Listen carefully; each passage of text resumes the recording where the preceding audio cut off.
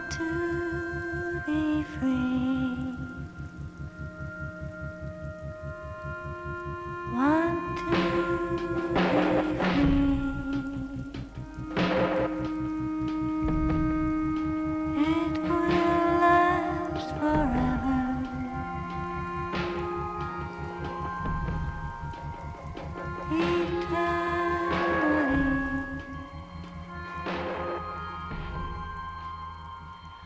Everything in Revachol is decaying. When Detective Harriet Dubois first awakens at the beginning of Disco Elysium, he is rotting away in a hotel room, surrounded by the junk and detritus of the previous night. His tie is hanging from a spinning fan, taunting him. If you look in the mirror, he is taunted by the expression, a twisted and outdated facade barely masking what is beneath. Harry is so unstable, so unwilling to confront his past and his present, amongst being stupefied by an absolutely insane amount of drink and drugs, that he has forgotten everything. He can't even remember his own name. He has denied himself his own personhood. The game opens with an internal dialogue between Harry and the various facets of his personality that, whatever options you choose, give the impression that he is, if not suicidal, at least content to die. But he is not dead, however much he may regret that. He is dragged unwillingly to the land of the living, waking up with the worst hangover unimaginable. Pulling on his kick-ass disco blazer, Harry leaves the room, and thus Disco Elysium begins. Walking out into the streets of Revachol, something is obvious. The city is dying, or maybe already dead. It's a city filled with ghosts of its past. The plaza in front of the Whirling in Rags is cracked, scarred with tire marks. Opposite, a barred-up commercial district in a building whose doorbell no longer works, and the roof of which is falling in. The road in the plaza is jammed with trucks, unable to fulfill their duty as the docks remain on strike. Prospective scabs and blacklegs stand before the entrance to the harbour, calling out chants of, "We have a right to work!" The waterfront is peppered with bullet holes. Two old men play pétanque in a crater left by artillery half a century prior. In the distance are the ruins of the fortresses used in the Revolution. Beneath the streets are webs of bunkers filled with empty bunks, broken rifles, and communist literature that goes unread. There has been no attempt to rid Revachol of these ghosts, nor any real attempt to introduce it with an alternative. Revachol lies stagnant, used only by the moral intent to extract wealth and enforce the status quo. Behind the Whirling in Rags, a decaying corpse hangs from a dead tree.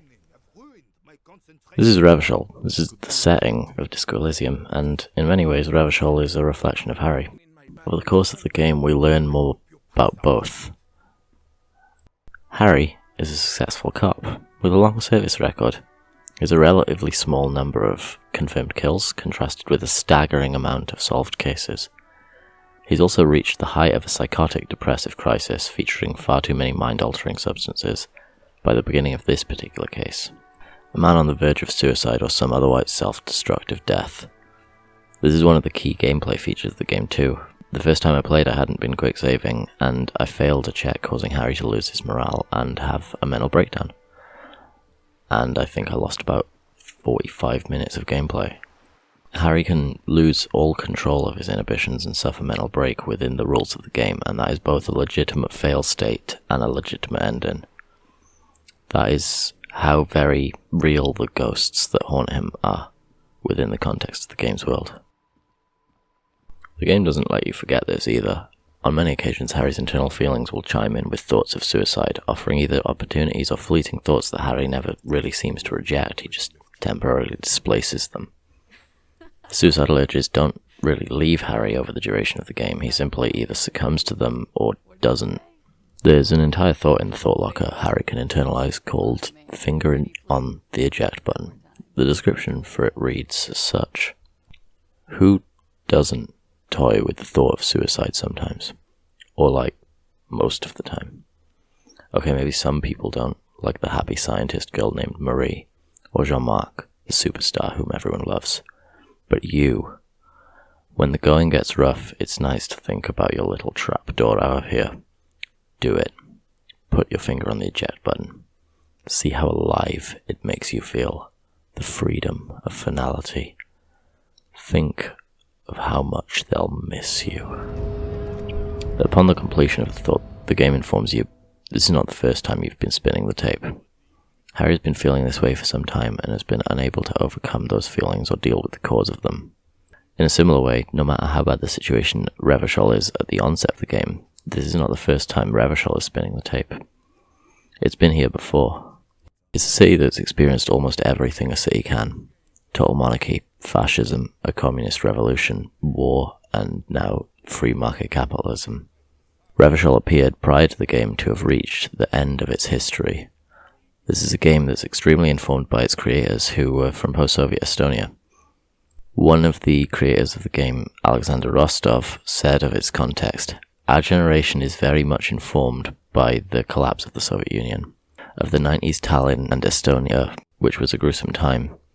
It gave rise to the music that we grew up listening to, with serious lyrics and conceptual heft. Estonia isn't that place anymore. Now it's Loserville. We made Skype. We became e-residents of the e-capital of the world. The sweet stuff is already gone."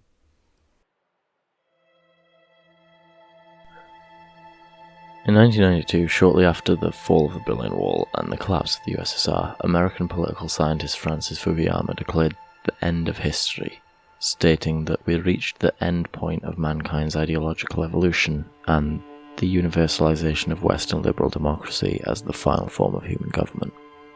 This was a period that was defined for the liberal elite as a period of little relative stress.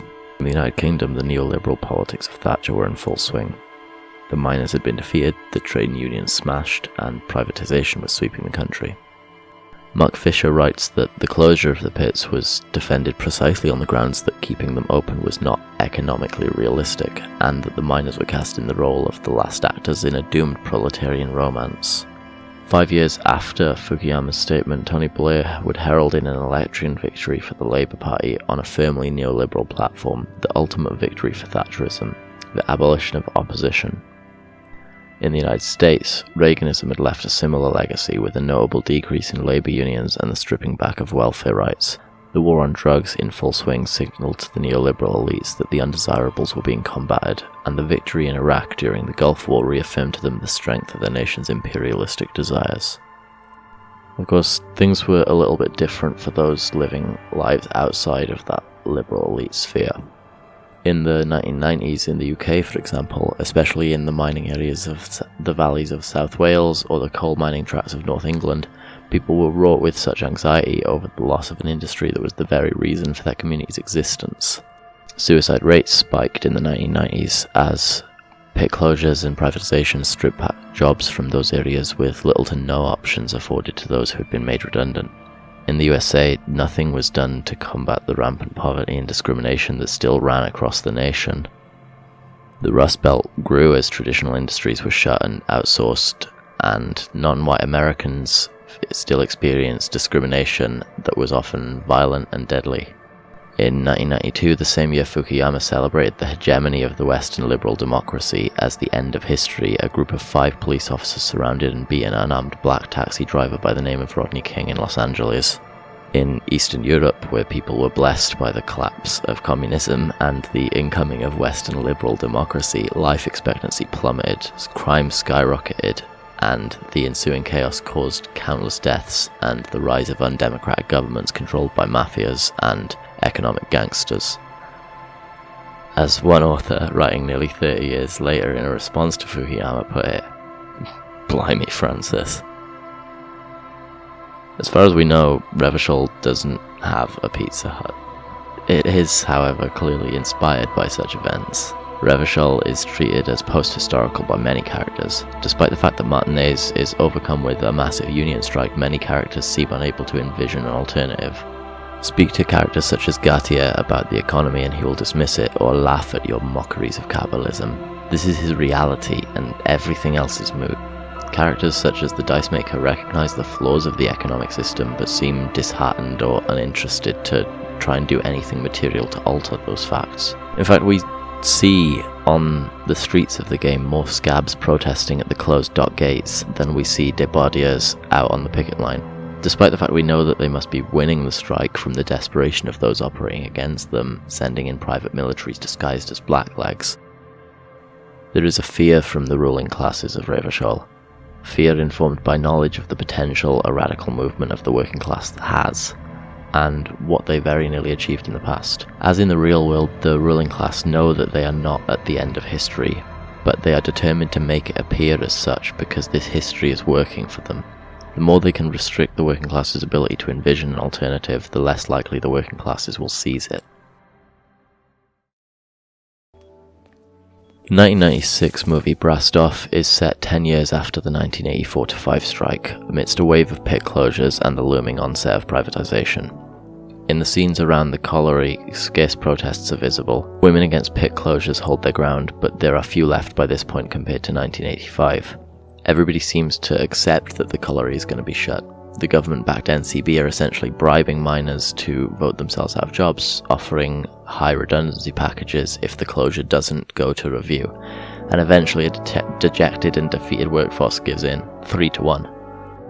This is the aftermath of the doomed proletarian romance that Fischer described. Government policy at this time was to shatter any militancy that may have remained in these communities following the strike, to crush the last of the NUM in its communities. As such, the fact that many miners had to take out predatory loans during the strike was abused, with miners being forced to choose between fighting against pit closures but possibly losing that redundancy package, or taking a redundancy that could pay off their debts, but losing their jobs. It was easy to, from this defeat, feel a sense of bitterness and hopelessness. James Dean Bradfield of the Manic Street Preachers, who are referenced several times in Disco Elysium, said, "The way the miners' strike ended had a massive effect on us. At that point we hated words like sincerity, passion, ideology and belief and wanted to turn those words into something else. We didn't want to rely on the passion of a true heart. We wanted to be so intelligent that we were never going to get bludgeoned as our history was bludgeoned." And Revachol's history has been nothing if not bludgeoned. But the people of Martinez are as despondent as the miners of post-Thatcher Britain portrayed in Brastov. In a conversation with Klasia, also known as Miss Orania Disco Dancer, another Manic Street Preachers reference, over the place of her birth she calls Orania a bad memory officer. It's in the past. People can't go back to the past. There's no return for Martinez to the revolution of yesteryear. No matter how many times René and Gaston may repeat the same arguments of the revolution over their games of pétanque in the crater, it's over. René continues to relive his glory days storming the beaches and lamenting the loss of a powerful Revacholian monarchy. Gaston quietly laments over the failure of the revolution. Meanwhile, at the end of the same street where they argue, the union continues its strike with scabs at the gates, demanding every worker a member of the board. In Mark Fisher's capitalist realism, he writes that we are now in a political landscape littered with what Alex Williams called ideological rubble. It's year zero again, and a space has been declared for a new anti-capitalism to emerge, which is not necessarily tied to the old language or traditions. One of the left's vices is its endless rehearsal of historical debates, rather than planning and organising for a future that it really believes in.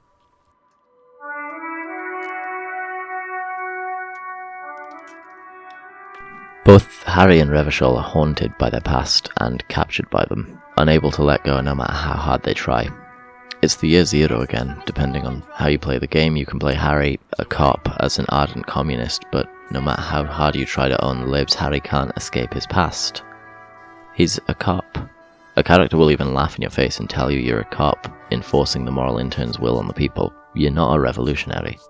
If you try and play it straight and narrow as an apolitical, straight-edge cop, you will still be forced to make decisions that have political consequences, as every cop is, and you will still be laughed at by your fellow police officers for your alcoholism and drug abuse. You can't escape who you have been. Revachol's in a similar condition. In an attempt to build a post-historical Revachol, it's ignored the material conditions of its own past. After the revolution was crushed by the amassed forces of international capital, free market reforms were introduced and Revachol moved on. The revolution was over and the commune was dead. It was time to disco. This managed to pass for some time while circumstances were correct, and it allowed it. People partied into the night, abusing drugs and dance music, alcohol and karaoke, while wealth concentrated at the top, and there was just enough at the bottom to placate people as thoughts and teachings of the revolution faded. but beneath the disco lights there were still bullet holes in the street walls, and still 2 men in an overgrown bomb crater playing pétanque. The game even opens by informing you of this. The very first thing you see when you start the game is a quote from R.S. Thomas's poem Reflections. The Furies are at home in the mirror. It is their address.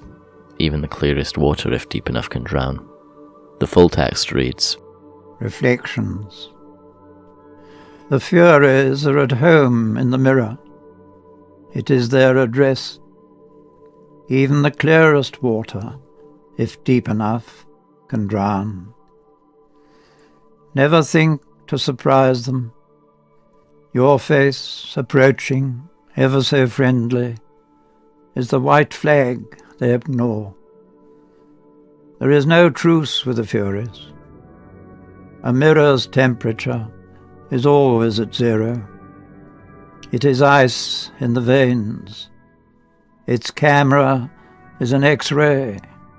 It is a chalice held out to you in silent communion, where gaspingly you partake of a shifting identity, never your own. Reflections is a poem about the impossibility of escaping the self, and how that self can haunt a person.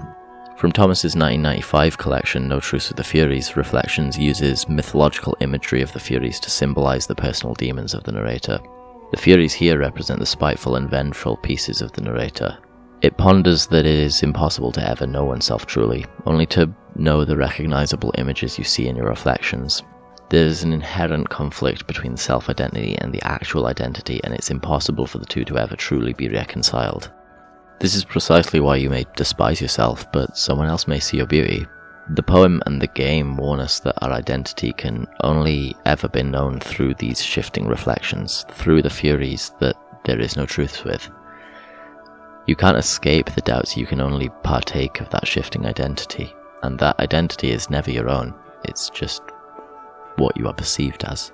The inclusion of reflections at the start of Disco Elysium also hints at one of the overarching themes of the game, which is that everything in Martinez is so informed by its environment that it seems to mirror it in some way. Harry reflects Revachol, unable to reckon with the past that once offered hope. Revachol in the form of the revolution, and Harry with his ex-something that was violently ripped away, leaving trauma behind. Much has been made of the mirror at the beginning of the game. When confronted with the mirror, Harry sees the face. Behold. It plays up the seriousness of Thomas's poem with the typical comedy found throughout the game. There's an excellent juxtaposition of a man unfamiliar with himself trying to come to terms with the Furies in his reflection, with comedic self-bereavement and regret. A perversely surreal moment of Harry staring at his face, unable to recognise the reflection in the mirror or the expression it's pulling, struggling, if he is even able, if he passes the skill check, to stop the expression. But played as so much of the game as tragicomedy. An even more obvious symbol that shows us Harry's inability to confront the Furies in the mirror is the corpse. At the beginning of the game, a corpse hangs in the garden of the Whirling in Rags, spitting distance from the room that Harry wakes up in. It's been there for a week, hanging, festering and rotting. A child's throwing stones at it just for fun, and Harry, instead of confronting the corpse, has been partying, if you could call it that. Instead of accepting the issues of Martinez and Revachol, Harry has been consuming the end of history, listening to disco music and getting blackout drunk. It takes an agitator, Harry's new partner Kim Kitsuragi, to pull him out of his stupor and get him to face the reality of the corpse in the garden. In this way, examining the corpse can be seen as parallel to both Harry examining his own Furies and the world of Revachol confronting its own material conditions. Upon finally confronting and reckoning with these ghosts, there is inevitably a violent reaction. Harry vomits and Revachol breaks down. There's a shootout between the militant section of the Debadas Union, the Hardy Boys, and the militant strikebreakers hired by the Wild Pines Corporation. The forces of international capital and the ghosts upon which they built this city will not willingly relinquish their power. As in our world, capitalism has triumphed all over the world, but this triumph is only the prelude to the triumph of labour over capital. But we know from the history of Revachol what happened last time that was attempted, and so lessons must be learned. As with the difficulty of both, Harry has a violent reaction to inspecting the corpse, as one would when examining something that's been rotting in the elements for over a week. If the metaphor wasn't clear enough, Harry even has a dream where the corpse is replaced by his own body, hanging solemnly beneath the ever-spinning disco ball. The developers really want you to understand the symbolism. Harry's failure to inspect the literal corpse, his repulsion from it, is representative of his inability to inspect the metaphorical corpses that surround him. He's unable to confront the memories of his ex, and even this is a minor reflection of the world, which has been unable to confront the corpse of industrial decay and the festering corpse of capitalism, or moralism as it's called in the game, and the failure to inspect the corpse of the failed revolution, the inability to learn lessons from it. Revachol is a living city of the dead generations that preceded it. To quote Marx, men make their own history, but they do not make it as they please. They do not make it under self-selected circumstances, but under circumstances already existing, given and transmitted from the past. No character really exemplifies this better than the old communard with whom you end the game.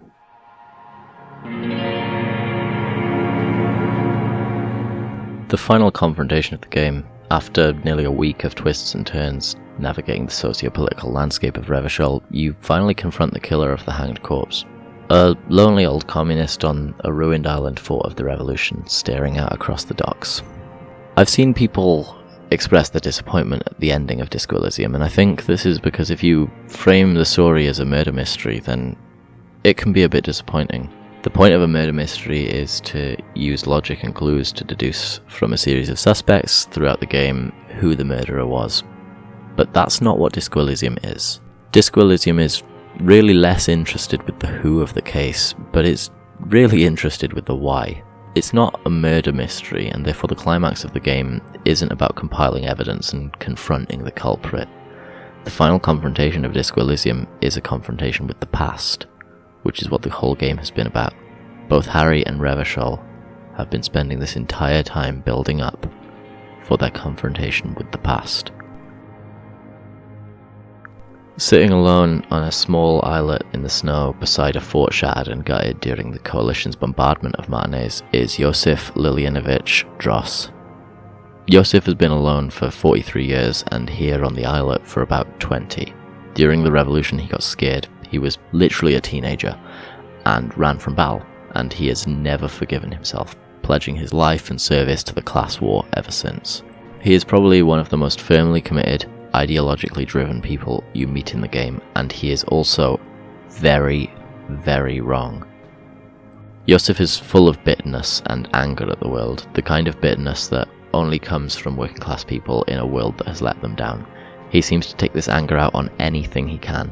If you arrive on the island with a jukebox, he will deride Harry's choice of radio station, Sad FM, saying, "Phlegmatic counter-revolutionary dirges. Sadness is a mental illness, a weapon of the bourgeoisie. The fascists were right about rock and roll. It is degenerate, hip-gyrating, mental illness music." But most of that's not too important. What is really important in this conversation is the state of Revachol now. Joseph laments that he's been waiting for her to return. Girl-child revolution.